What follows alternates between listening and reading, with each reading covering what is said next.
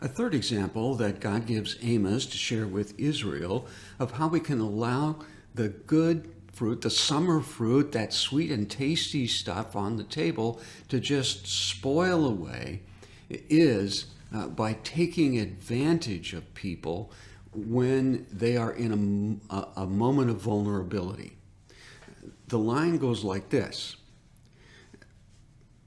buy the needy, purchase the needy for silver, the helpless for sandals, and sell the sweepings as grain. Many of you can remember in 2008, 2007, there were many who were overextended and vulnerable when there was an economic crisis in our own country.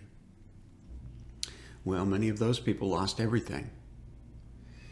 They had homes, they had cars, they had clothing, they had a good life, and quickly it was all gone. And they found themselves on the street, living in an RV if they had one, living in cars if they had them, living in tents, because they'd lost everything else.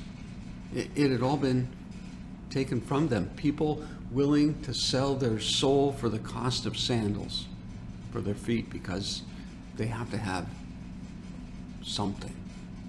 They're willing to give everything else.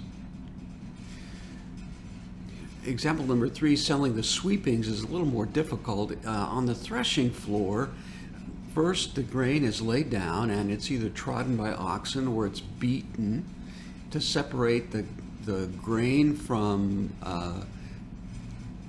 the rest of the plant, and then it's lifted up in the air and a breeze blows the lighter stuff away and the grain falls in place and it can be swept up and taken away.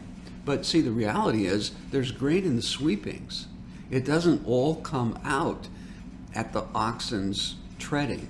I learned this principle driving grain combine for my father during harvest in the summer. Some of the grain in the fields, as it's cut, goes right out the back of the machine. Especially if you haven't set the settings on the combine correctly, or if the grain has shriveled and it's not as heavy, it simply doesn't fall down and travel up the elevator to the grain bin. It goes right out the back. Well, in ancient days, the sweepings, what was swept up, that was blown away, was sometimes sold for animal feed, sometimes sold just to any kind of things, mattresses, well, one who would misrepresent what they had would say, is there grain in this? Well, yes, there's grain here, because it doesn't all get harvested out. The biblical principle was, in that kind of a situation, that leftover stuff should be free.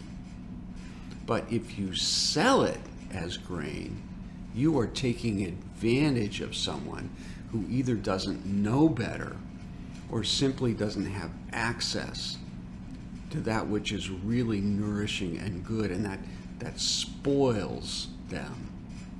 Taking advantage of people when they're vulnerable is like letting the good fruit of society go to waste, just spoil, just rot away in the summer sun.